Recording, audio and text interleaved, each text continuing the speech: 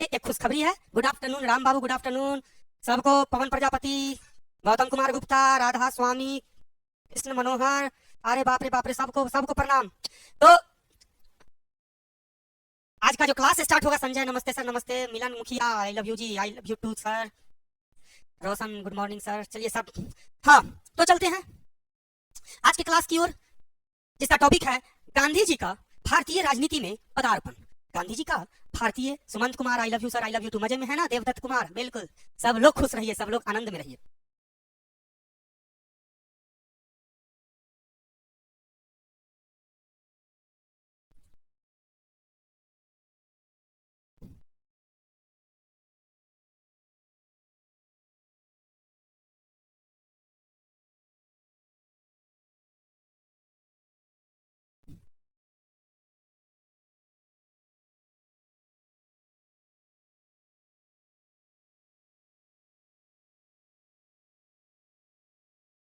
गांधी जी का भारतीय राजनीति में आना, जान लीजिए। भारतीय स्वतंत्रता संघर्ष का, जय भीम रोहित यादव जी। भारतीय स्वतंत्रता संघर्ष का जो सबसे, रेणु कुमार गुप्ता गुड आफ्टरनून बेटी। मुकेश कुमार सर जी मेरा नाम नहीं लेते हैं, लीजिए मुकेश जी आपका नाम ले लिए।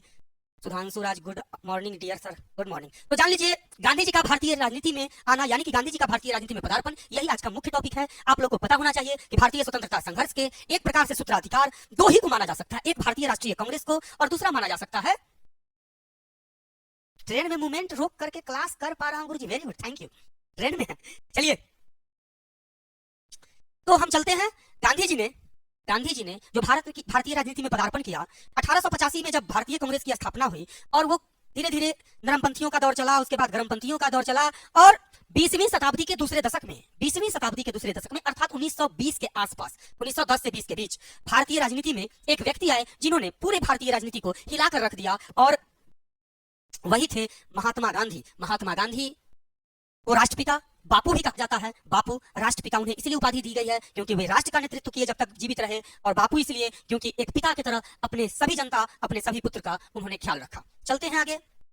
तो गांधी जी का भारतीय राजनीति में पदार्पण, जान लीजिए कि गांधी जी का जन्म पोरबंदर में हुआ था। आप लोग सुनिएगा गौर से, गुजरात के पोरबंदर नामक जगह में गांधी जी का जन्म 1869 ईस्वी में हुआ था। गांधी जी का जन्म 1869 में गुजरात के, आप किताब मंगवाए हैं तो आ जाएगी, किताब तो लग गई है, जितना बच्चा ऑर्डर किया है उस सारा का किताब लग गया है, रास्ता में होगा, आ जाएगा, ठीक है। तो गांधी जी, राम बाबू कुमार गुड आफ्टरनून राम बाबू। तो गांधी जी का जन्म 1869 में गुजरात के पोरबंदर, अब कहानी को थोड़ा सुनिए बेटा, है ना। तो गांधी जी का जो जन्म हुआ 1869 ईस्वी में गुजरात के पोरबंदर नामक स्थान पर। इंग्लैंड में इन्होंने अपना अध्ययन पूरा किया था, ब्रिटेन में इन्होंने अपना अध्ययन पूरा किया था। किसने? गांधी जी ने ब्रिटेन में अपना अध्ययन पूरा किया, और अध्ययन पूरा करने के बाद जब ये बैरिस्टर बने, बैरिस्टर समझते हैं ना, लॉयर, वकील, जब ये वकील बने तो ये दक्षिण अफ्रीका गए, साउथ अफ्रीका गए। अफ्रीकी महादेश का एक देश है जिसका नाम है दक्षिण अफ्रीका। दक्षिण अफ्रीका गए, वहां पे गोरे एवं कालों के बीच जो मतभेद था उसके लिए ये कालों की तरफ से वकालत करने गए थे, कालों की तरफ से लड़ने गए थे गोरों से। और वहीं पे, चूंकि वहां पे काले लोगों को, यानी कि श्यामले लोगों को अपने दर्जे का नहीं समझा जाता था। नरेश कुमार गुड आफ्टरनून, सबको प्रणाम है बेटा, सबको। हाँ, 1915 में राजनीति में आए थे, सबको प्रणाम। तो गांधी जी जब दक्षिण अफ्रीका गए तो वहां गोरा और काला, वहां तो गए थे बैरिस्टर की नौकरी करने, लेकिन वहां उन्होंने गोरे और कालों के खिलाफ आवाज उठाया। उन्होंने आवाज उठाया, बुक का नाम है जीएस 100%, जो आपको यूट्यूब पे जो डाला हुआ है मेरा वीडियो, उसी में डिस्क्रिप्शन में जाके जब आप लिंक पे जाएंगे तो वहां पे आपको उस बुक को परचेज करने का मौका मिल जाएगा, ठीक है। तो जान लीजिए कि जब वहां हो गए गांधी जी, तो वहां के माहौल को देखकर, वहां की परिस्थिति को देखकर उन्हें बहुत दुख हुआ। वहां पे गोरे लोग काले लोगों पे बहुत भयंकर अत्याचार करते थे, गोरे लोग काले लोगों पे बहुत अत्याचार करते थे, बहुत अन्याय करते थे। इस कारण से उन्होंने वहां पे काले के साथ मिलकर गोरों से संघर्ष किया। वहां पे उन्होंने गोरे लोगों को सबक सिखाया, कानूनन सबक सिखाया, वहां आंदोलन चलाया, और आंदोलन चला के विजय प्राप्त करके जब वो भारत आए तो उन्होंने, जब गांधी जी भारत आए तो उन्होंने ऐसा देखा यहाँ कि अरे बाप रे, एक जगह तो गोरा से लड़के आए हैं, यहाँ तो अपने देश में गोरा सब बर्बाद कैले है हमारे भारत को। तो यहाँ पे भी उन्होंने यह ठान लिया मन में, भारतीय की दुर्दशा देखकर उनके मन में यह, सुधांशु कुमार जी 130 रुपया का बुक है, मंगवा लीजिएगा।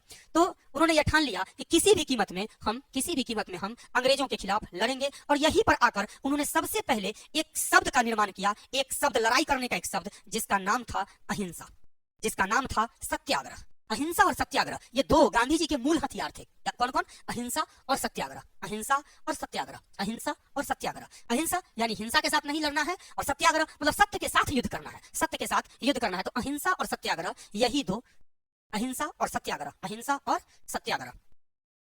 तो अहिंसा और सत्याग्रह ये दोनों गांधी जी के अचूक हथियार थे, और गांधी जी ने इस हथियार का इस्तेमाल किया था। गांधी जी ने इस हथियार का इस्तेमाल किया था अंग्रेजों के खिलाफ, अंग्रेजों से मुकाबला करने के लिए। याद रखिएगा, सत्याग्रह कोई साधारण चीज नहीं होता है। इसको ऐसे सोच लीजिए कि कोई आदमी जबरदस्ती आपके सीट पर बैठ रहा है, तो दो तरीका है, एक तो लाते मुंह के ठान के उसको हटाइए कि हमारी सीट है, तो ये हुआ हिंसा के साथ अपने अधिकार को पाना, है ना। जैसे चंद्रशेखर आजाद, भगत सिंह, ये लोग बटुकेश्वर दत्त, ये लोग इस सोच के थे, ठीक है, कि अगर ये मेरी सीट है तो इस पर तुम बैठने वाला कौन होता है। लेकिन सत्याग्रह का मतलब हुआ प्यार से समझाना कि आपकी ये सीट नहीं है, आप यहाँ से हट जाइए। अब आदमी अगर बदमाश है तो क्या करेगा? कहेगा कि नहीं हम यहीं बैठेंगे, तो भी आपको नहीं मानना है। आप उसको समझाइए कि ये मेरी सीट है, देख लीजिए सीट का कार्ड, ये मेरी सीट है, आप यहाँ से हट जाइए। फिर भी वो नहीं मानेगा, तो घर में चलेगा, तो भी आपको नहीं हटना, मानना है, ये मेरी सीट है, आप यहाँ से हट जाइए। वो आदमी कितना देर आपसे टिकेगा? आपके सत्य के, हाँ, आपके सत्य के ताकत के सामने वो कितना दिन टिकेगा? और यही कारण है कि यह जो सत्याग्रह हुआ, सत्य पर आधारित आग्रह, इस सत्याग्रह में गांधी जी का जो ये अचूक शस्त्र था, यही मेन शस्त्र था जिस कारण से अंग्रेजों को भगाया गांधी जी ने। यही मेन शस्त्र था, अहिंसा और सत्याग्रह, ठीक है। तो गांधी जी ने दो अचूक शस्त्र का इस्तेमाल किया था जिसका नाम था अहिंसा और सत्याग्रह।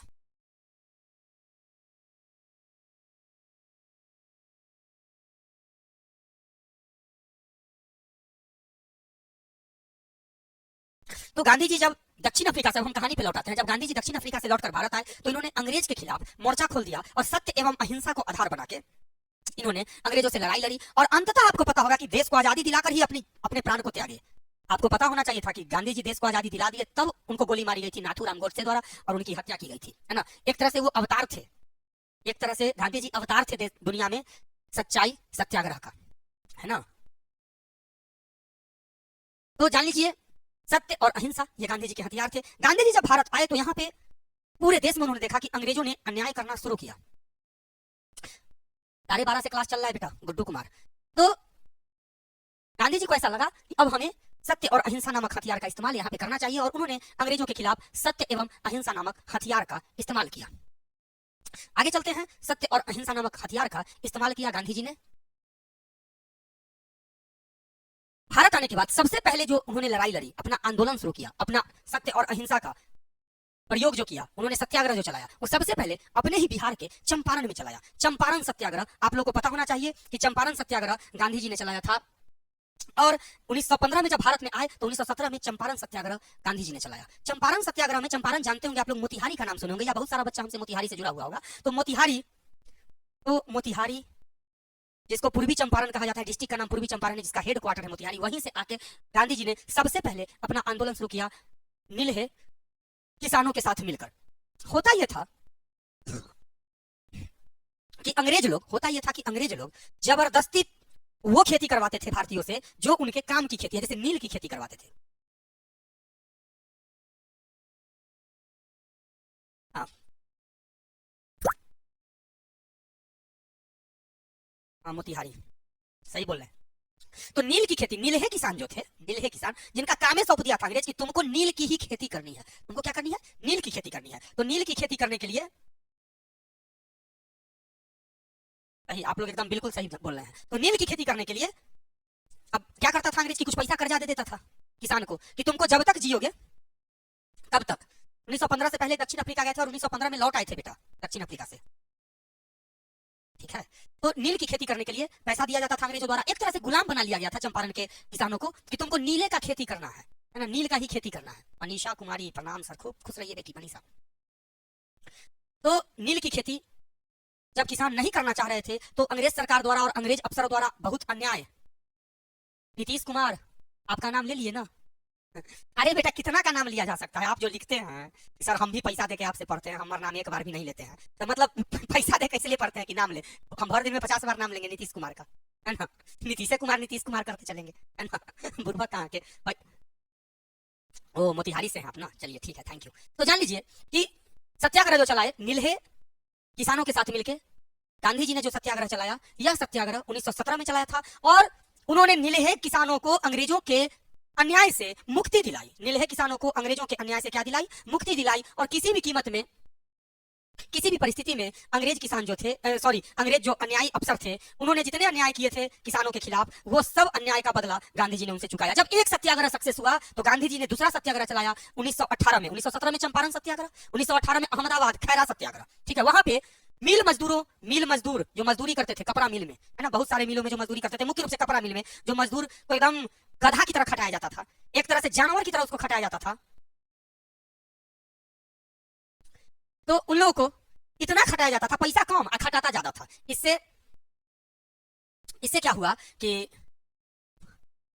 बहुत ज्यादा खटाया जाता था और पैसा कम दिया जाता था, जिससे कि सारे किसान और सारे मजदूर काफी नाराज थे अंग्रेज से। 1918 में गांधी जी अहमदाबाद गए, वहां खैरा सत्याग्रह चलाया और इस सत्याग्रह में उन्होंने मिल मजदूरों के साथ मिलकर अंग्रेजों के खिलाफ जो आवाज उठाई, इस आवाज में अंग्रेजों को सर झुकाना पड़ा और अंततः फिर से गांधी जी की जीत हुई और गांधी जी ने मिल मजदूरों को न्याय दिलाया।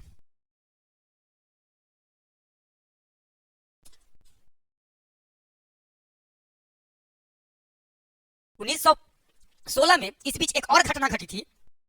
1916 में इस बीच एक और घटना घटी थी कि लखनऊ अधिवेशन में नरम दल और गरम दल दोनों एक हो गए थे। इतना ही नहीं,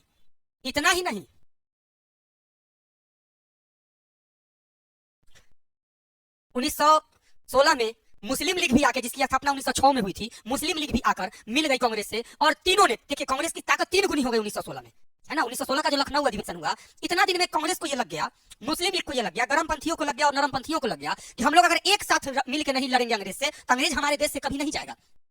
इसलिए अंग्रेजों के खिलाफ लड़ने के लिए सारे लोग एक हो गए, देश की सारी जनता एक हो गई, कांग्रेस की शक्ति तीन गुनी बढ़ गई और यही कारण है कि तीनों ने मिलकर फिर से साथ दिया, कांग्रेस में एक हो गए, गरम दल, नरम दल, मुस्लिम लीग। 1916 में जो लखनऊ अधिवेशन हुआ था, इसी में तीनों मुस्लिम लीग, कांग्रेस का गरम दल और कांग्रेस का नरम दल तीनों एक हो गया था। जान लीजिएगा एक बात और, गांधी जी ने जब सत्याग्रह स्टार्ट किया तो 1916-17 के आसपास ही उन्होंने एक नया शब्द दिया था, याद रखिएगा, जिसका नाम है हरिजन। हरिजन शब्द दिया था। पहले लोग उसको अछूत कहता था, पहले लोगों का मन का ये मानना था कि कुछ लोग हमारे साथ रहने योग्य नहीं है, उनसे लोग घृणा करते थे, ऊंची जाति के लोग।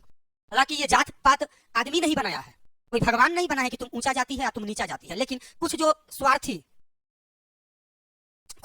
लोग हैं उन्होंने ही जात पात बनाया, है ना। जैसे ब्राह्मणों ने बना दिया था कि मैं ऊंची जात का हूं, तुम नीचे जात के हो, तो कुछ स्वार्थी लोगों ने ये जात बनाया और कुछ को नीचा सिद्ध कर दिया। हालांकि कर्म से ऊंचा नीचा तो होता है लोग, लेकिन जात से ऊंचा नीचा नहीं होता है, ठीक है।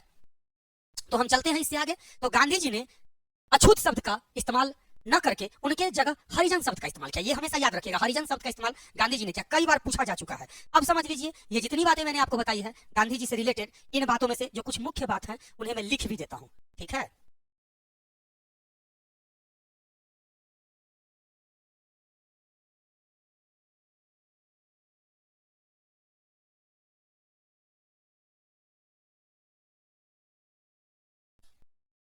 गांधी जी का जन्म 1969 ईस्वी में गुजरात के पोरबंदर नामक स्थान पर। गांधी जी का जन्म 1969 ईस्वी में, माफ कीजिएगा 1869 ईस्वी में, ये मैंने गलती से लिख दिया है, मुझे क्षमा कीजिएगा।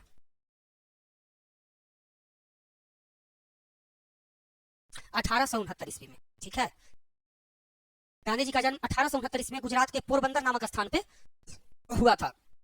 इन्होंने इंग्लैंड में अपनी पढ़ाई शुरू की थी, याद रखिए, इंग्लैंड में पढ़ के ये बैरिस्टर बने थे, वकील बने थे 1869 में, सही है, 1869।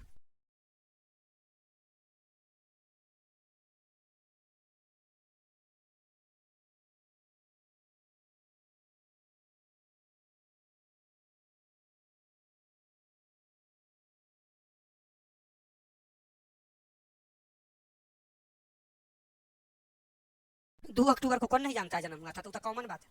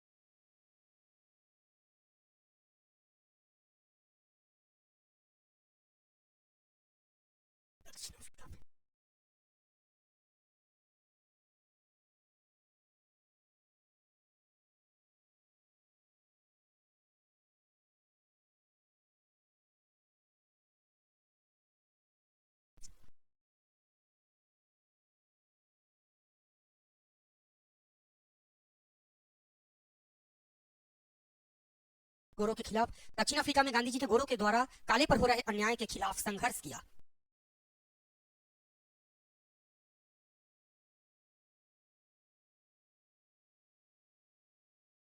वहां उन्होंने गोरों को सबक सिखाया तथा 1915 में भारत लौट कर आए।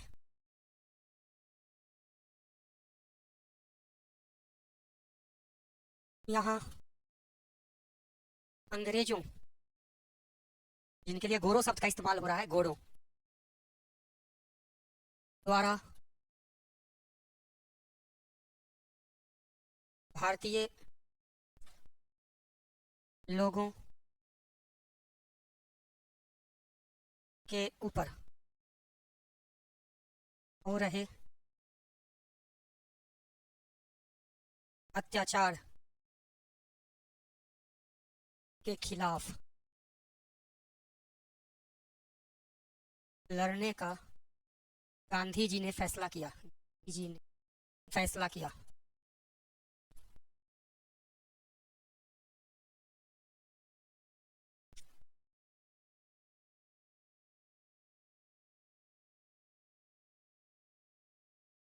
परिणामतः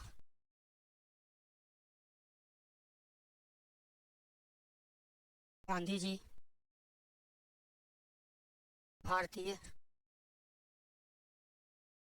राजनीति में कूद पड़े। गांधी जी के दो प्रमुख हथियार थे, अहिंसा एवं सत्याग्रह।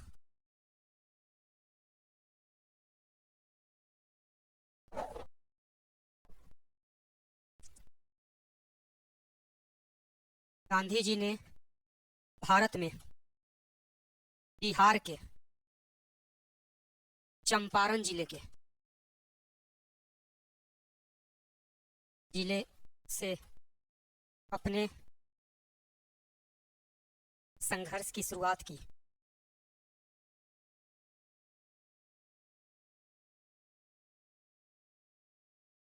चंपारण जिले से अपने संघर्ष की शुरुआत की।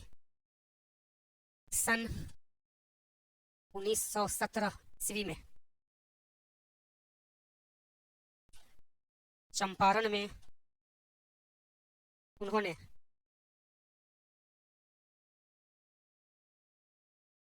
गोरों के खिलाफ, यहाँ पे गोरो मतलब अंग्रेज है ना, गोरो मतलब अंग्रेज है। अरे ब्रजेश कुमार पागल, कहाँ के बुक मेरा अब आएगा कि आ चुका है? हम तो बुक पे एक दिन वीडियो भी बनाए हैं, बच्चा बहुत खरीदा भी है 4-5 दिन पहले।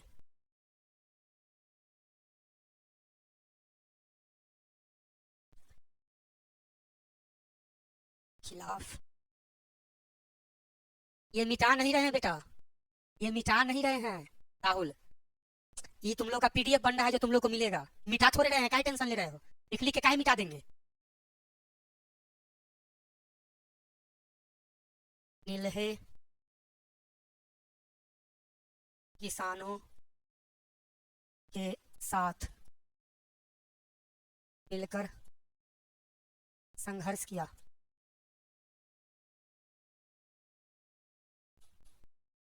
नीलहे किसानों के साथ मिलकर संघर्ष किया।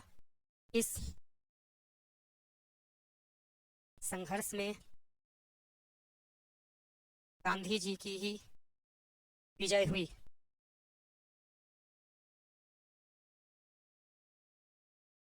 चलते हैं अगले वर्ष।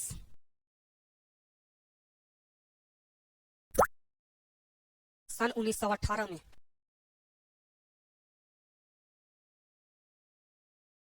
गुजरात के अहमदाबाद एवं खैड़ा नामक स्थान पर भी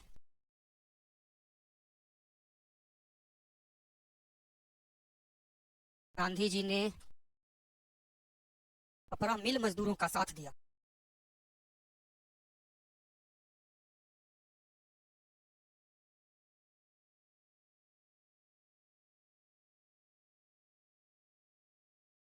कपड़ा मिल मजदूरों का साथ दिया तथा यहां भी अंग्रेजों को सबक सिखाया।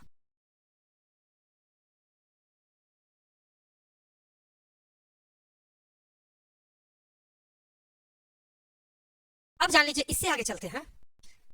बुक पहुंच जाएगा बेटा, सबका बुक का ऑर्डर जो भी किया है सबको बुक मिल जाएगा। बुक लगा हुआ है, रास्ते में है, ये डाकिया का काम है ना, हम थोड़े बुक पहुंचा सकते हैं आपको जाके। बुक का नाम है GS 100% ब्रजेश कुमार जी। कहाँ से ऑनलाइन करें तो आप 4-5 दिन पहले हम वीडियो डाले हैं बुक पे, उसके नीचे डिस्क्रिप्शन पे जाइए, वहाँ लिंक डाला हुआ है, लिंक पे क्लिक कीजिएगा, बुक आ जाएगा, पैसा पेमेंट कर दीजिएगा, किताब लग जाएगा, किताब आपको मिल जाएगा। ठीक है, तो चलते हैं 1919 का रॉलेट एक्ट। ये आपको आज पढ़ाना नहीं था, ये कल पढ़ाना था, लेकिन समय 5 मिनट बचा हुआ है तो मैं आपको पढ़ा देता हूँ। 1919 का रॉलेट एक्ट, ये अंग्रेज न भटियारवा एगो ऐसा कानून पास किया 1919 में जिसका नाम था रॉलेट एक्ट कानून। इस कानून के तहत किसी भी भारतीय को कभी पकड़ के बिना कोई केस चलाए उसे जेल में डाला जा सकता था। अंग्रेजवा ने ऐसा कानून पास कर दिया, ऐसा कानून पास किया, हम रहते तो था कुछ देते आदि की तरह, ठीक है, लेकिन हम थे ही नहीं। ठीक है, लेकिन था कुछ लोग जो था उस जमाने में खूब मार मारा। रॉलेट एक्ट पास किया, इस कानून के तहत किसी भी भारतीय को बिना कुछ बताए, बिना कोई केस चलाए उसे पकड़कर जेल में डाला जा सकता था। इस कानून का नाम रॉलेट एक्ट दिया गया। इसे भारतीयों ने काला कानून का नाम दिया। ये 1919 में काला कानून बनाया गया अंग्रेजों के खिलाफ, और यही कानून सही मायने में अंग्रेजों को यहाँ से भगवाने का सबसे बड़ा सूत्रधार था।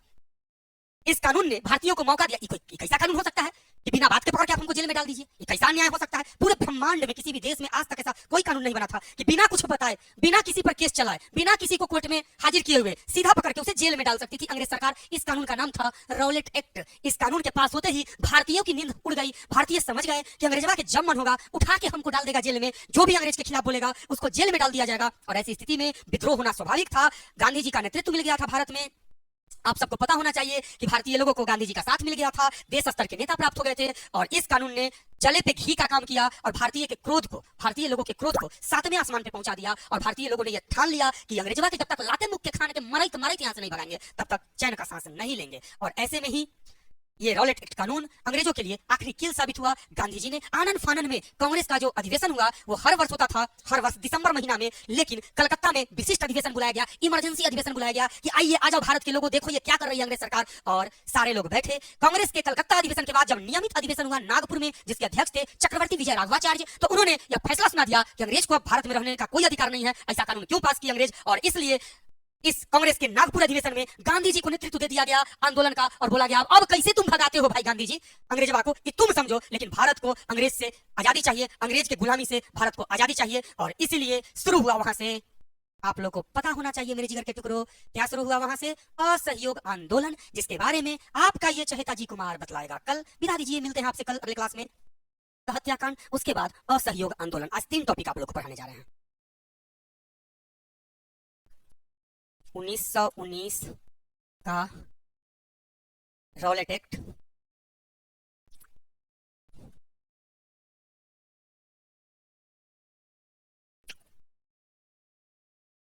उन्नीस का जालियांवाला बाग हत्याकांड,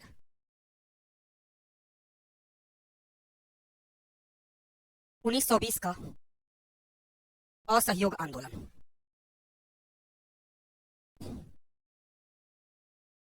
गलती लिखा गया, असहयोग गलत लिख दिया मैंने।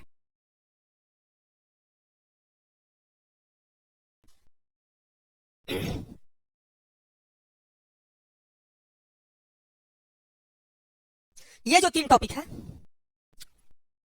1919 का रॉलेट एक्ट कानून, 1919 का जालियांवाला बाग हत्याकांड और 1920 का असहयोग आंदोलन। टाइम तो बेटा यही है, ठीक तो टाइम है 1 से 2। टाइम तो अब तो टाइम पे चल रहा है क्लास सब दिन, 1 से 2 यही टाइम है। कल इसी टाइम में आइएगा, ठीक है? प्रणाम। चलिए जान लीजिए 1919 का रॉलेट एक्ट कानून, 1919 का रॉलेट एक्ट कानून जान लीजिए। सन 1919 में अंग्रेज सरकार ने एक ऐसे कानून को पास किया, सन 1919 में अंग्रेज सरकार ने एक ऐसे कानून को पास किया जिस कानून को रॉलेट एक्ट का नाम दिया गया। रॉलेट एक्ट वह कानून था जिसके द्वारा किसी भी व्यक्ति को, भारत के किसी भी व्यक्ति को, किसी भी भारतीय को बिना कुछ बताए उसको पकड़ के जेल में डाला जा सकता था। यह एक ऐसा कानून था जिस कानून ने पूरे भारतवर्ष में हड़कंप मचा दिया। यह एक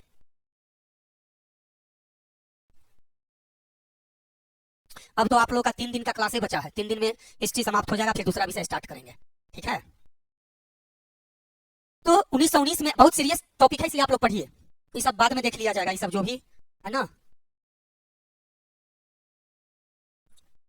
लालसी कुमारी 9 दिन हो गया, बुक नहीं पहुंचा है। हट, बुक पहुंच गया होगा बेटा, बुक तो जितना ऑर्डर था लगवा दिया गया है ना सबको। चलते हैं,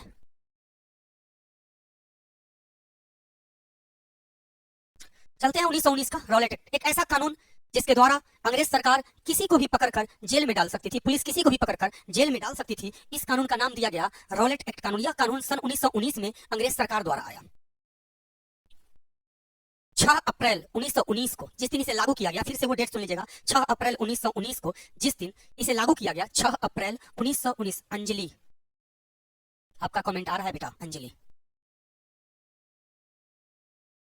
आ गया ना आपका कमेंट, मैंने कहा ना। चलिए, तो 6 अप्रैल 1919 का दिन, जिस दिन यह कानून पास किया गया, रॉलेट एक्ट पास किया गया, उस दिन को भारतीयों ने काला कानून के रूप में मनाने का प्रयास किया। काला कानून, बोला कि ये काला कानून है, ये ऐसा कानून है जिस कानून को दुनिया का कोई भी व्यक्ति स्वीकार नहीं कर सकता है। Love you too Sumant Kumar. जान लीजिए, काला कानून के नाम से 1919 का रॉलेट एक्ट जाना गया, और इस कानून को काला कानून इसलिए कहा गया क्योंकि पूरे विश्व के इतिहास में ऐसा कोई देश नहीं होगा जहां पे ऐसा कानून पास किया जाता हो, रॉलेट एक्ट जैसा कानून पास किया जाता हो। इसे रॉलेट एक्ट को काला कानून के नाम से जाना गया, काला कानून के रूप में प्रयास किया गया। इस कानून को, रॉलेट एक्ट कानून को काला कानून का नाम दे दिया गया। जान लीजिए, यह एक ऐसा कानून था जिसके द्वारा किसी भी व्यक्ति को पकड़कर बिना बात के पुलिस द्वारा जेल में डाला जा सकता था। उसे कोई भी उत्तर देने की जरूरत नहीं थी, उसे यह बतलाने की भी जरूरत नहीं थी कि आपको किस कानून के तहत जेल में डाला जाता है। तो यह एक ऐसा कानून था जिसका पुरजोर विरोध हुआ, और इस विरोध ने ही 1919 का जालियांवाला बाग हत्याकांड करवाया। तो सबसे पहले 1919 का रॉलेट एक्ट कानून चलते हैं।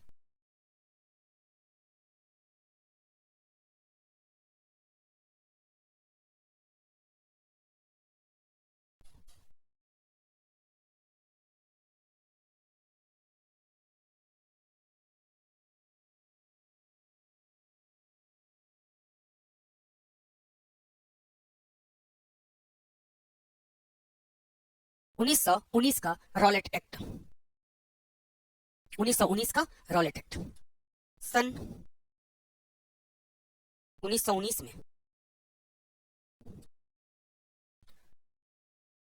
ब्रिटिश सरकार ने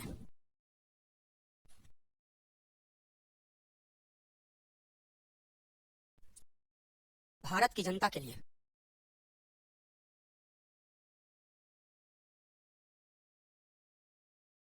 एक ऐसा कानून पास किया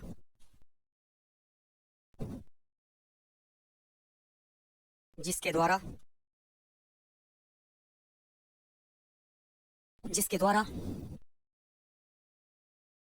पुलिस भारत के किसी भी व्यक्ति को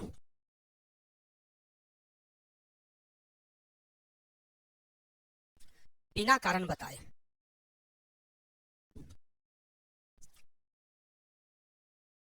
गिरफ्तार कर सकती थी।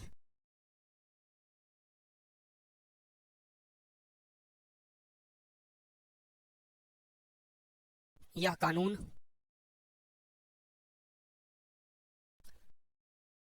रॉलेट एक्ट 6 अप्रैल 1919 को पास किया गया, माफ कीजिएगा, लागू किया गया।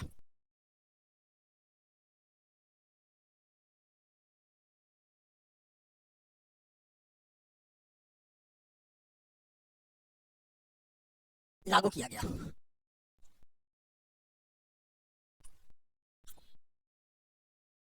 पूरे भारतवर्ष में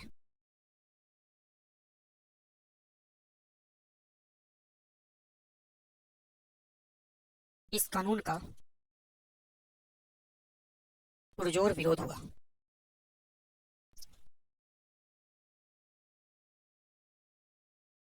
पूरे भारतवर्ष में इस कानून का पुरजोर विरोध हुआ।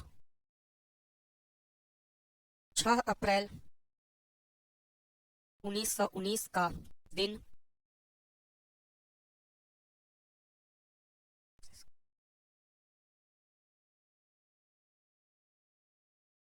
भारत के सभी लोगों ने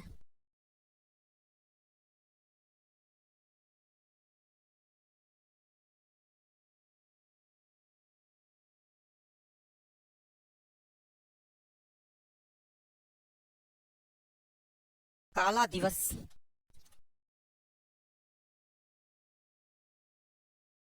के रूप में मनाने का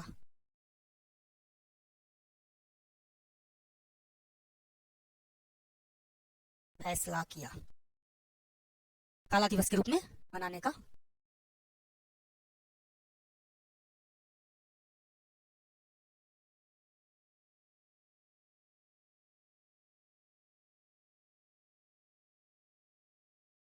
सभी लोगों ने काला दिवस के रूप में मनाने का फैसला किया। अब जान लीजिए, अब जालियांवाला बाग हत्याकांड टॉपिक 2 पढ़िए। टॉपिक 2, जालियांवाला बाग हत्याकांड।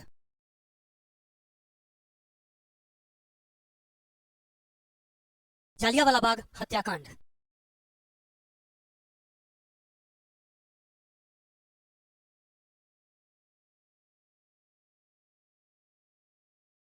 तो जान लीजिए कि जालियांवाला बाग हत्याकांड, रॉलेट एक्ट जो पास हुआ, इस कानून ने पूरे भारतवर्ष के लोगों के मन में अंग्रेज के प्रति क्रोध और ईर्ष्या मन में भर दिया। पूरे भारतवर्ष के लोग अंग्रेज सरकार से इतने खफा हो गए कि जगह जगह आंदोलन शुरू हो गया। रॉलेट एक्ट के विरोध में जो आंदोलन चला वह इतना व्यापक स्तर पर चला कि पूरे देश की जनता ने इसमें एक प्रकार से इस कानून के विरोध में काला दिवस मना के पूरे देश की जनता ने भाग लिया। 6 अप्रैल 1919 का दिन काला दिवस के रूप में, जनता मतलब पब्लिक है ना। तो जान लीजिए कि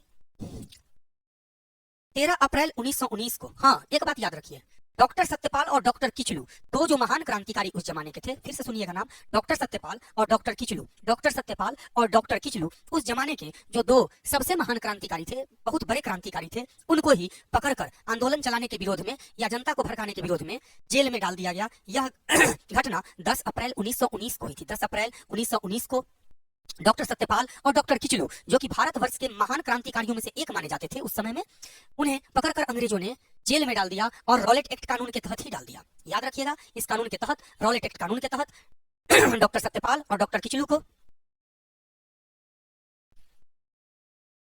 जेल में डाल दिया गया। और हुआ यह कि उनकी गिरफ्तारी के विरोध में पूरे भारतवर्ष में जन आंदोलन शुरू हो गया। जन आंदोलन जो हुआ उसकी क्या रूपरेखा होगी, किस प्रकार आंदोलन चलाया जाएगा और किस प्रकार अमृतसर में पंजाब के बैसाखी का मेला लगता था। हाँ। तो जान लीजिए कि डॉक्टर सत्यपाल और डॉक्टर किचलू को किस प्रकार जेल से निकाला जाए, यह चीज, इसी चीज का निर्णय लेने के लिए, इसी चीज की जानकारी लेने के लिए, इसी चीज को आगे बढ़ाने के लिए हजारों लोग पंजाब के अमृतसर के जालियांवाला नामक बाग में इकट्ठा हुए। किस दिन इकट्ठा हुए?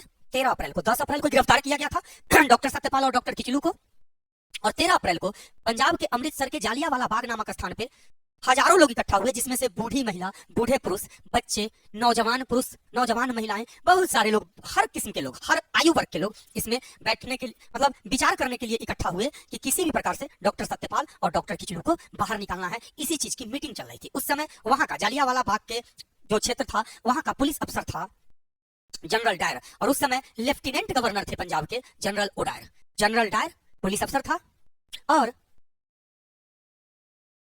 सचिन कुमार सर, आप बहुत अच्छा पढ़ाते हैं सर, हम भी ऐसे ही पीटी का पैक जी उसमें नहीं जोड़ा गया। थैंक यू सचिन कुमार, चांदनी कुमारी प्रणाम गुरुजी, खुश रहिए बेटा। तो जान लीजिए, मुझे आप लोग कुछ बच्चे क्षमा के, Prashant Lal Yadav, hello hello sir, hello बेटा, आप लोग कुछ बच्चे मुझे माफ कीजिएगा कि मैं आपका नहीं पढ़ पा रहा हूँ, ठीक, कमेंट नहीं पढ़ पा रहा हूँ। कमेंट सबका पढ़ा ही नहीं जा सकता, कितना हजार कमेंट हम पढ़ेंगे, हर सेकंड कमेंट नीचे से ऊपर जा रहा है। उस कमेंट को पढ़ने का मतलब है कि 1 घंटा तो छोड़िए, 10 घंटा में भी कमेंट बढ़िया से नहीं पढ़ा जा सकता। इसीलिए हाँ बिल्कुल रोहित यादव, मेरा बुक तुम खरीदे हो 2022 में, वेरी गुड। कोमल सिस्टर, बिल्कुल मेरी बेटी है 10 साल की, उसी को समर्पित है, थैंक यू। तो जान लीजिए बेटा कि हजारों लोग इकट्ठा हुए, क्लास बेटा 22 मिनट 23 मिनट हो गया स्टार्ट हुआ 1 बजे से क्लास है, 1:10 से स्टार्ट हुआ था, आप लोग लेट से आते हैं।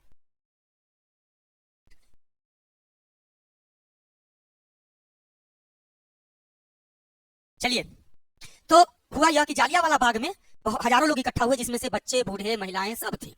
उस समय जालियांवाला बाग जिस क्षेत्र में पड़ता है, वहां के पुलिस अफसर का नाम था जनरल डायर, और पंजाब के लेफ्टिनेंट गवर्नर का नाम था जनरल ओडायर, दोनों चुट्टा था। जनरल डायर ने जब उसे पता चला कि हजारों लोग जालियांवाला बाग में इकट्ठा हुए हैं, तो उसने फोन लगा दिया जनरल ओडायर को। 1 बजे से चलता है ये बैच, प्रिंस कुमार इस 22 मिनट से पढ़ा रहे हैं, 23 मिनट से उज्ज्वला, है ना। जब दोनों को पता चला, जब जनरल डायर ने जनरल ओडायर को फोन लगाया कि सर मैं क्या करूं, हजारों लोग इकट्ठा हो गए हैं जालियांवाला बाग में, जनरल ओडायर ने पागलपन और सनक दिखाते हुए आदेश दे दिया जनरल डायर पागलघंटी को, क्रूर को, कि तुम्हें जो मन में आता है वो करो। जनरल डायर ऐसी पागल था ही साला, उसने क्या किया कि उसने तमाम फोर्स लेकर उस बाग को चारों ओर से घेर लिया, और अंदर में चल रही थी मीटिंग, लेकिन किसी को यह पता नहीं चला कि जनरल डायर इतना पुलिस फोर्स लेके क्या करने आया है। तो उसने चारों ओर से जालियांवाला बाग को घेर लिया, और बिना कोई चेतावनी दिए हुए, उसने कोई चेतावनी नहीं दी, बिना कोई चेतावनी दिए हुए उसने सीधे अपने सेना को, पुलिस कर्मचारियों को आदेश दे दिया फायर। उसके फायर कहते ही गोलियां ऐसे बरस पड़ी निहत्थे भारतीयों पर, जैसे कि वर्षा के समय में बारिश की बूंदें बरसती हैं। चारों ओर सिर्फ गोलियां ही गोलियों की आवाज, और इससे कोई समझ भी तो नहीं पड़ा, है ना। हाँ बिल्कुल, हंसराज ने देशद्रोही का काम किया था, वही इंफॉर्मेशन दिया था।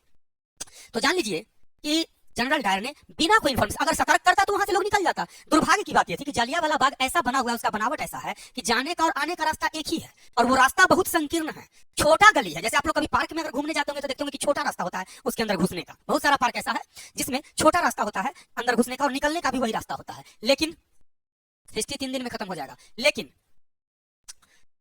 जनरल डायर ने बिना बताए गोलियां बरसवाई। गोलियां ऐसे बरस रही थी निहत्थे भारतीयों पर जैसे कि बरसती है बारिश की बूंदे। असंख्य लोग को गोलियां लगनी शुरू हुई, बच्चे मारे गए, बूढ़े मारे गए, महिलाएं मारी गई। कुछ ऐसे बच्चे मारे गए, आपको जान के आपका रूह कलप जाएगा, रूह फना हो जाएगा। जो 3 महीना का बच्चा था, जो माँ के गोद में था, उसको भी गोली से मार दिया गया। तो जालियांवाला बाग में ऐसे ऐसे लोग मारे गए जिस व्यक्ति ने जीवन में कुछ ना देखा ना सुना, उसे ये भी नहीं पता था कि वो क्या करने आया है यहाँ, उसे ये भी नहीं पता था कि यहाँ क्या होने वाला है। लेकिन जनरल ओडायर ने जब आदेश दिया जनरल डायर को कि तुम जो चाहो कर सकते हो, और जनरल डायर ने जब गोलियां बरसा दी, तो ऐसी स्थिति में आपको पता होना चाहिए हजारों लोग की मौके पर ही मौत हो गई। 1000 से ऊपर लोग मौके पर ही मारे गए। कितना भयावह और क्रूर दृश्य रहा होगा, इसकी कल्पना तो हम नहीं कर सकते, आप भी नहीं कर सकते, कोई नहीं कर सकता कि वो कितना डरावना दृश्य रहा होगा, वो किस प्रकार का दृश्य रहा होगा। एक एक व्यक्तियों पर 10-10 राउंड गोलियां बरसाई गई। उस जालियांवाला बाग में एक कुआं था जो बिल्कुल सूखा हुआ कुआं था। आपको जान के आश्चर्य होगा कि कई दर्जन लोग जान बचाने के लिए उस कुएं में कूद गए और उसी में घुटन से वो मर गए। कहने का तात्पर्य यह है कि वो गोली खाकर मरते तो भी उतनी दर्दनाक मौत नहीं होती जितना कि कुआं सूखा हुआ था और गहरा था, उसी में लोग कूदते गए। मरता क्या नहीं करता, जान बचाने के लिए लोग उसमें कूदते गए, और कूद के उन्होंने अपनी जान बचाने की जगह एक बहुत ही कष्टकारी मृत्यु को चुन लिया। यही था जालियांवाला बाग हत्याकांड। इसमें हजारों लोगों की मृत्यु हो गई। याद रखिए, जालियांवाला बाग हत्याकांड 13 मूवी में देखे हो ना। हाँ बिल्कुल। और जालियांवाला बाग हत्याकांड जब हुआ तो कांग्रेस के लिए तो ये घटना बिल्कुल दिल को झकझोर देने वाली घटना थी। लेकिन याद रखिएगा कि 13 मार्च 1940 को, यानी कि 20 साल बाद, लगभग 20-21 साल बाद, एक महान क्रांतिकारी जन्म लिए भारत में जिनका नाम था उधम सिंह। उन्होंने पंजाब के जो लेफ्टिनेंट गवर्नर रह चुके थे उस काल में, जिस समय में जालियांवाला बाग हत्याकांड हुआ था, उनको इंग्लैंड में जाके उनके सीने पे गोली ठोक दिया था। यह है हमारा भारत और यह है हमारे भारत की संस्कृति। इंग्लैंड में जाके गोली मार दिया था। समझ लीजिए कि किस प्रकार के लोग थे उधम सिंह, इंग्लैंड में जाके मार दिया था। ठीक है, अब चलते हैं असहयोग आंदोलन। याद रखिए, जैसे ही जालियांवाला बाग हत्याकांड हुआ, सन 1920 के प्रारंभिक महीने में ही कांग्रेस ने आनन फानन में एक तत्कालिक अधिवेशन बुलाया, एक अकालिक अधिवेशन बुलाया, क्योंकि दिसंबर में बुलाया जाता था। लेकिन चूंकि घटना एकाएक हो गई थी, इसीलिए दिसंबर में न बुला के पहले 1920 में बुलाया गया। और वो कलकत्ता में बुलाया गया था और 1920 में नियमित अधिवेशन जो कांग्रेस का हुआ वह हुआ नागपुर में, जिसके अध्यक्ष थे चक्रवर्ती विजय राघवाचार्य। चक्रवर्ती विजय राघवाचार्य इस अधिवेशन के अध्यक्ष थे और इस अधिवेशन में ही गांधी जी के नेतृत्व में अंग्रेजों के खिलाफ आंदोलन चलाने का निर्णय लिया गया और यह आंदोलन असहयोग आंदोलन के नाम से जाना गया। असहयोग आंदोलन 1920 में स्टार्ट हुई और 1922 में चली। गांधी जी ने 1920 में कैसर ए हिंद की उपाधि लौटा दी अंग्रेज सरकार को और कहा कि मुझे आपकी कोई उपाधि नहीं चाहिए। ठीक है, कैसर ए हिंद की उपाधि लौटा दी कि मुझे उपाधि नहीं चाहिए, मैं आपके खिलाफ संघर्ष करने जा रहा हूं। तो कैसर ए हिंद की उपाधि लौटाकर गांधी जी ने चालू किया असहयोग आंदोलन। असहयोग आंदोलन का मतलब होता है जो सहयोग ही नहीं करना है, सहयोग हमें नहीं करना है अंग्रेज का, न अंग्रेज का कपड़ा पहनना है, न उसका कोई सामान खरीदना है, न जो भी खरीदना है अपने भारत से ही जो बना हुआ सामान है वो खरीदना है। अंग्रेज से किसी भी कीमत में कोई मतलब नहीं रखना है, अंग्रेज को सहयोग न करना है। इसका नाम हुआ इस आंदोलन का असहयोग आंदोलन। याद रखिए, असहयोग आंदोलन अपने चरम पे चला गया और सन 1922 में 5 फरवरी 1922 को एक ऐसी घटना घटी जिससे कि गांधी जी द्वारा यह आंदोलन वापस ले लिया गया था। हुआ यह कि 5 फरवरी 1922 को उत्तर प्रदेश के चौरी चौरा नामक स्थान में उग्र भीड़ ने पुलिस स्टेशन को घेर लिया और घेर कर सारे पुलिस को उसमें बंद करके और उसमें आग लगा दी, जिसमें 22 अंग्रेज पुलिसकर्मी वहीं पर जलकर मर गए। यह स्थिति गांधी जी को बर्दाश्त नहीं हुई क्योंकि वो हिंसा को आंदोलन का हिस्सा नहीं बनने देते थे और उन्होंने गांधी जी ने 22 फरवरी 1922 को आंदोलन को रोक दिया गया। आंदोलन को क्या किया? रोक दिया, है ना। गुजरात के बारदोली नामक स्थान पर उन्होंने कांग्रेस वर्किंग कमेटी की बैठक बुलाई और उन्होंने फैसला सीधा सुना दिया कि हम ऐसी स्थिति में आंदोलन को आगे नहीं चलाएंगे और आंदोलन को रोक दिया गया। इसके बाद गांधी जी को पकड़कर 6 साल के लिए जेल में बंद कर दिया गया, क्योंकि गांधी जी का यह गलती था कि उन्होंने आंदोलन रोक दिया था, यानी कि आंदोलन रोका तो उल्टा उनको जेल में डाल दिया गया। अंग्रेज की क्या पॉलिसी थी अब जान लीजिए। तो चलते हैं हम जालियांवाला बाग हत्याकांड। जान लीजिए, यह हुआ था 10 अप्रैल 1919 को डॉक्टर सत्यपाल एवं डॉक्टर किचलू को रॉलेट एक्ट के विरोध प्रदर्शन में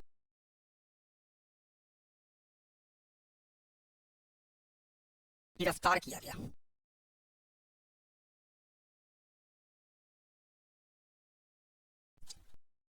तेरह अप्रैल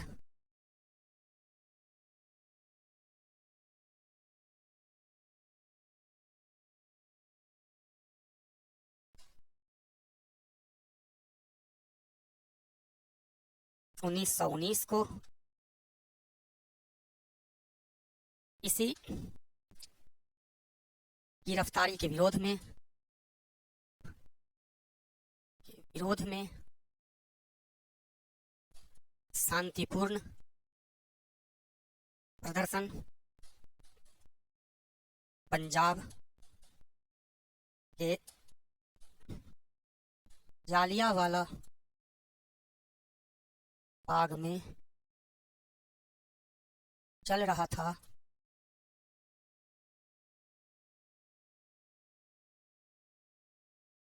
जिस पर वहां एक क्रूर पुलिस ऑफिसर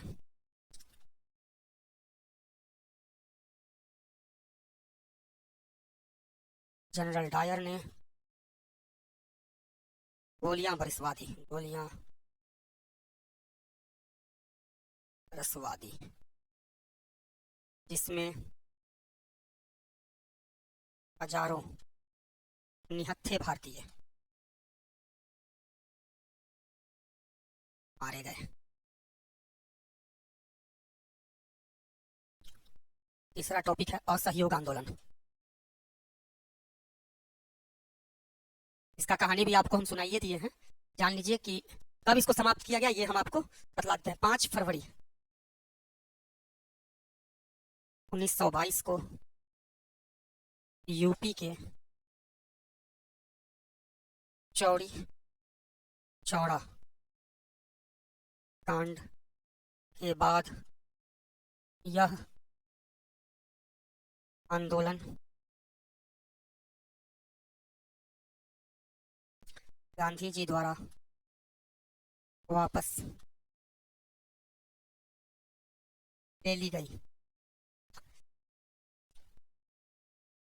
गांधी जी को 6 वर्ष अंग्रेजों ने जेल कर दी। मिलते हैं आपसे अगले क्लास में। विदा दीजिए अपने चहेते जी कुमार को। जय हिंद।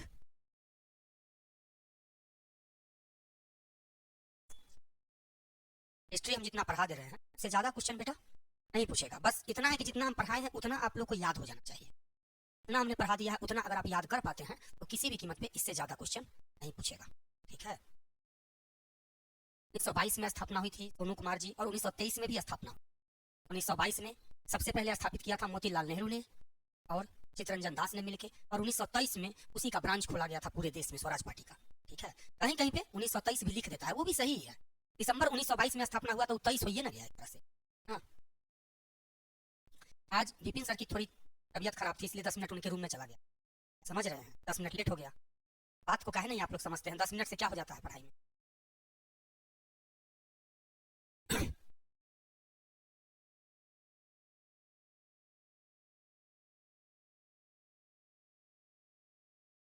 आगे चलते हैं। हिंदुस्तान रिपब्लिकन पार्टी की, हिंदुस्तान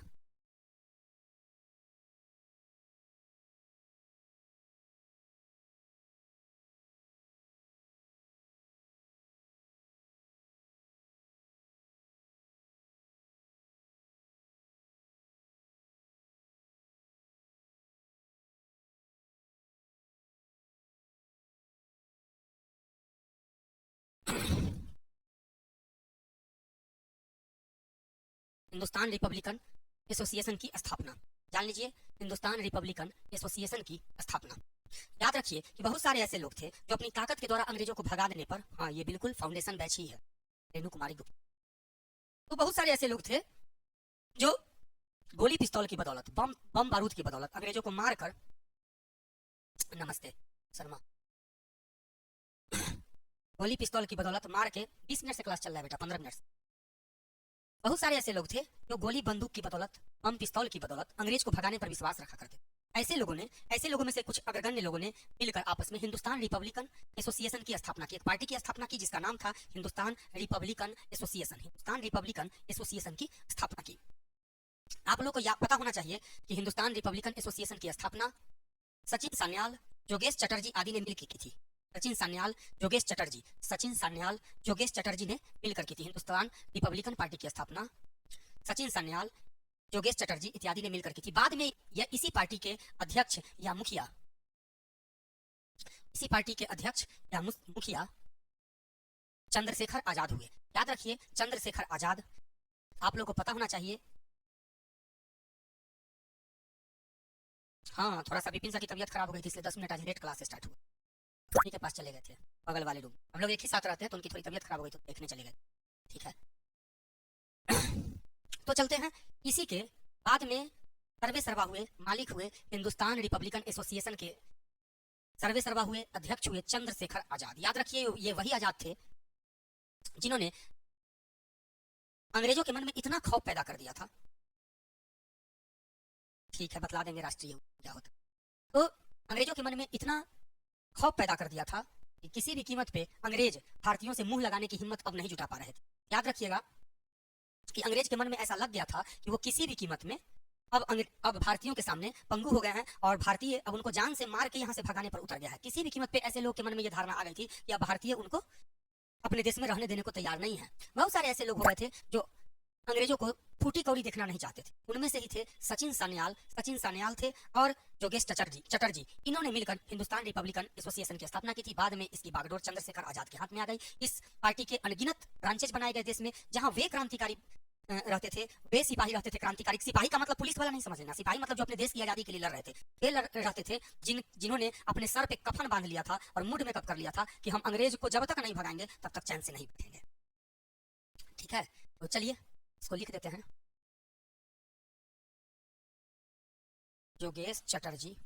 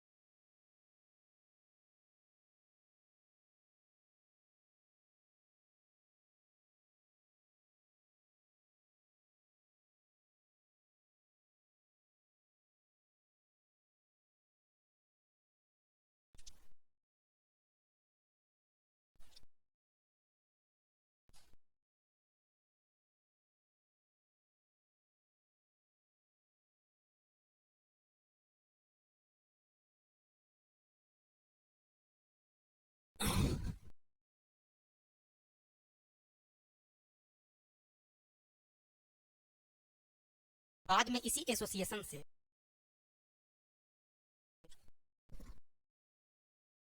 भारत के महानतम क्रांतिकारियों में से महानतम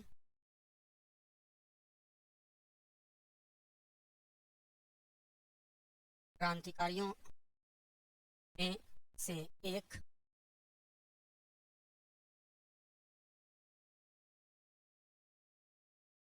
चंद्रशेखर आजाद ने इस एसोसिएशन की बागडोर संभाली।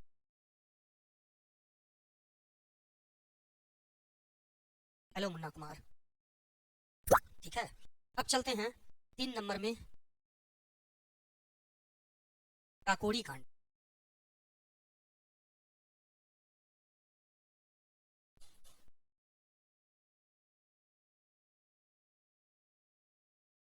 तीन नंबर में चलते हैं काकोरी कांड। हाँ ठीक है, 1924 में कानपुर में इसकी स्थापना हुई, बिल्कुल सही है देवदत्त कुमार। तो चलते हैं काकोरी कांड। सन 1925 में यूपी के काकोरी स्टेशन पर बहुत सारे क्रांतिकारियों ने मिलकर अपना संगठन मजबूत करने के लिए उनको जो पैसा चाहिए था उस पैसा को इकट्ठा करने के लिए सरकारी खजाने को लूट लिया। ठीक है, सरकारी खजाने को लूट लिया और इसमें कई क्रांतिकारी पकड़े गए, जिसमें से 4 को फांसी दे दी गई थी, जिनका नाम था राम प्रसाद बिस्मिल, अशफाकुल्ला, रोशन सिंह एवं राजेंद्र लाहिड़ी। राम प्रसाद बिस्मिल, अशफाकुल्ला, रोशन सिंह और राजेंद्र लाहिड़ी, इन 4 को फांसी दे दी गई थी। ठीक है, तो जान लीजिए काकोरी कांड सन 1925 में यूपी के काकोरी नामक स्टेशन के पास, सन 1925 में यूपी के काकोरी नामक स्टेशन के पास, सन 1925 में यूपी के काकोरी नामक स्टेशन के पास ट्रेन को लूट लिया था।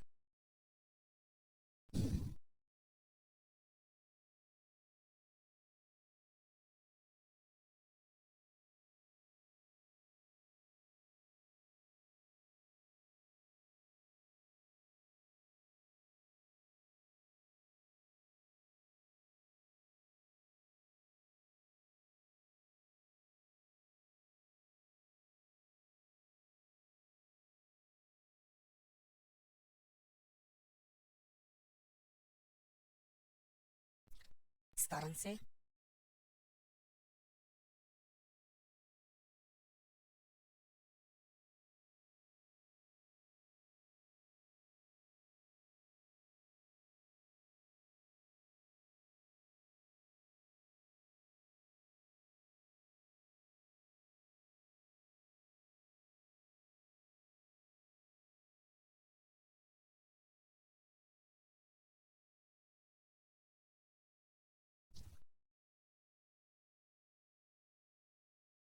चारों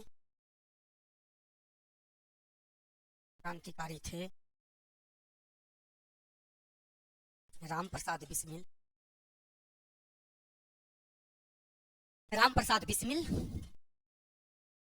राजेंद्र लाहिड़ी,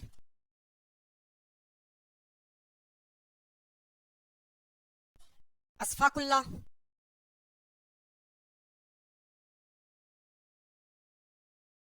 एवं रोशन सिंह।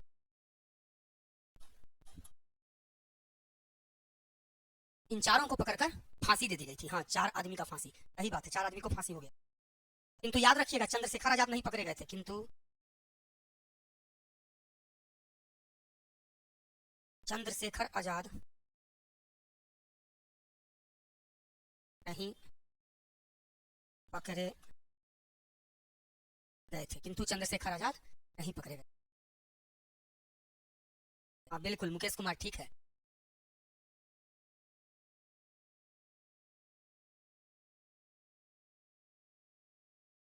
जनरल कौन था मतलब?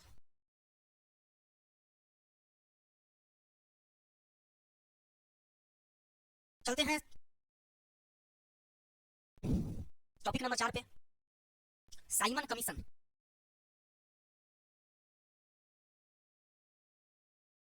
का भारत आना। जान लीजिए। हाँ बिल्कुल लाइव है सौरभ कुमार।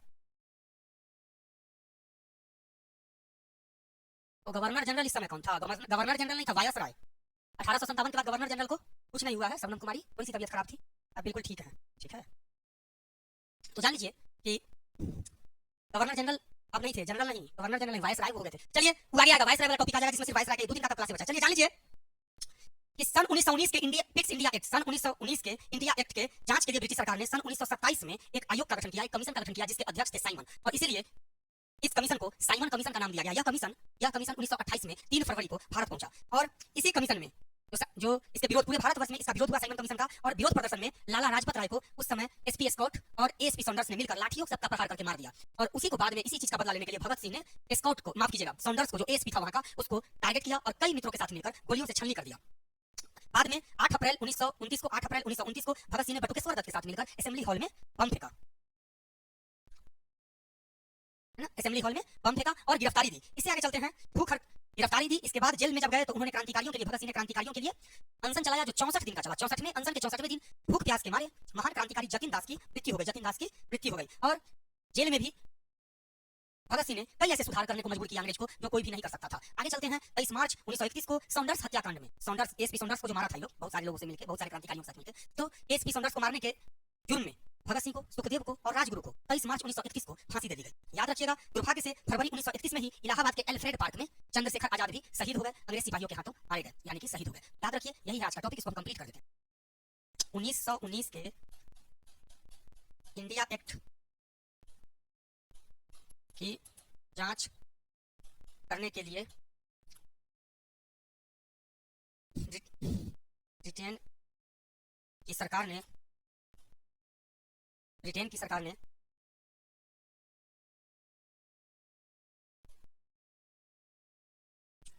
Simon commission